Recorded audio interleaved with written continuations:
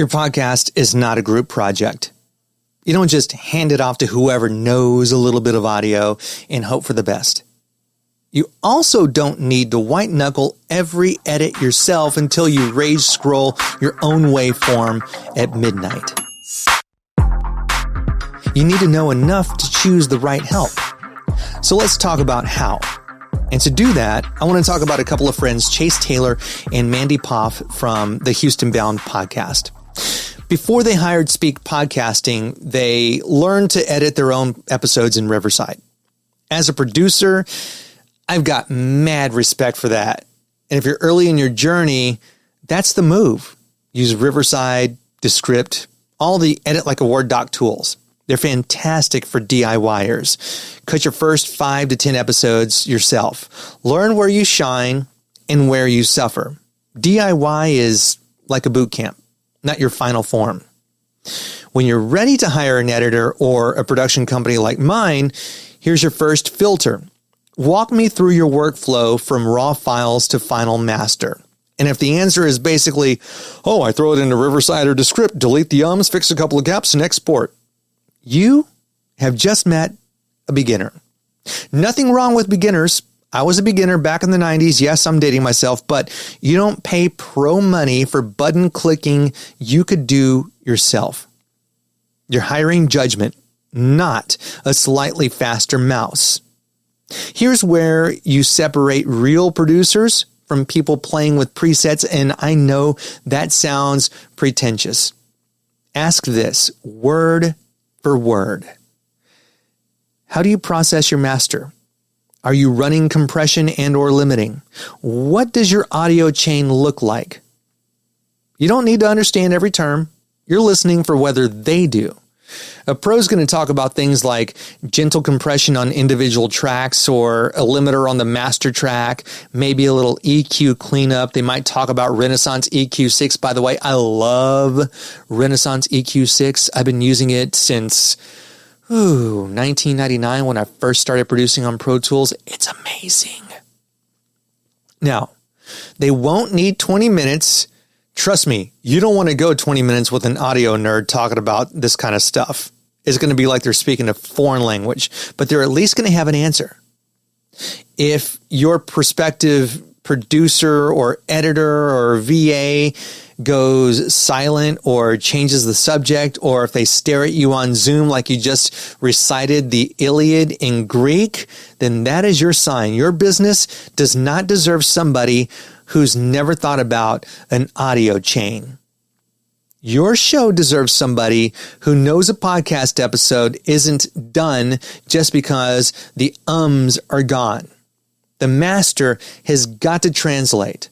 Car, AirPods, cheap Bluetooth speaker, whatever. Oh, and by the way, anybody who says they'll remove all the ums and dead silence is leaving out a critical piece of the episode. Context. Not every is removable, depending on how it's said. Words, they slur. Notice the difference. I'm going to repeat that last sentence. Not every is removable. And here's one that's where it's not removable. Not every is removable. Do you hear the difference? I'll do it again. Not every is removable. And then, not every is removable. Got it? Good. And then silence. It can be the most powerful part of a conversation if used properly. How bad would it be if the most emotional part of your conversation sounded choppy because your producer decided to quote unquote fix the 6-second pause after your guest said, "I've never told anyone this before"? We're also in the age where AI can strip silences, remove filler words, auto-level voices, and if that's your budget and that's your season, cool, ship the show. But please be honest with yourself. Heavy AI, and I love AI, heavy AI often sounds chopped and unnatural. Room tone shifts, breaths vanish like we don't need our lungs. Sentences, they feel rushed or robotic.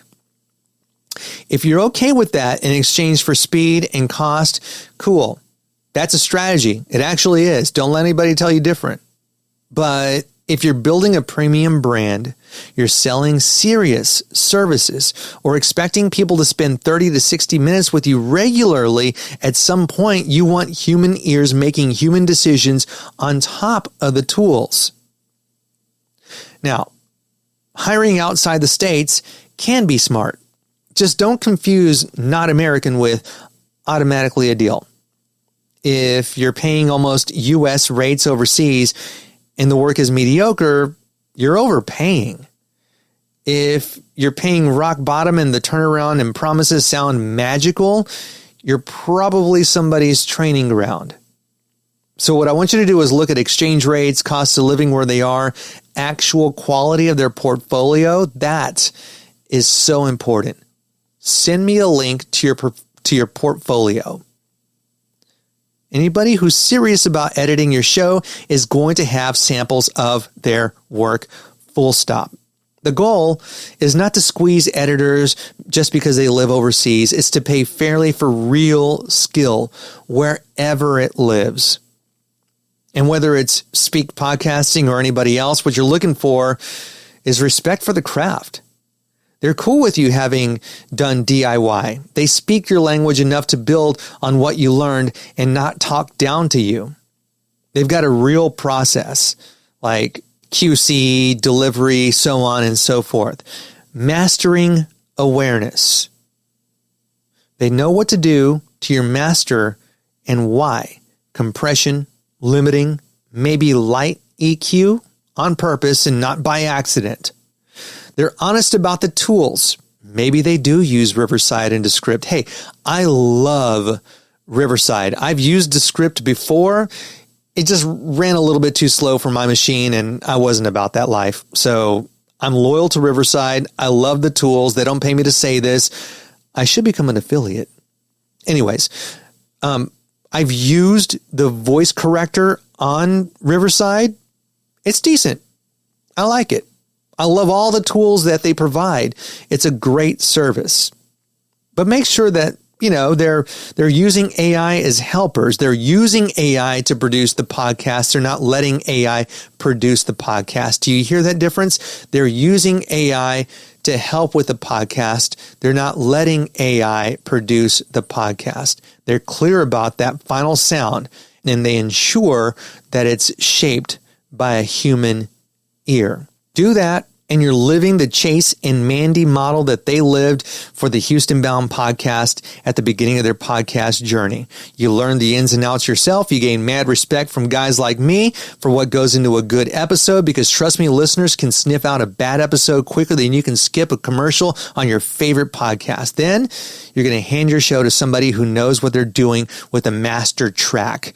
And if you're looking for somebody to edit your show and not just run it through whatever the latest AI tool does, I love this kind of work. So does my team. We're up for hire. If you want to get the conversation started, you can shoot me an email, Freddy at spekepodcasting.com. Freddy with a Y at SPEKE podcasting.com. Thank you so much for listening.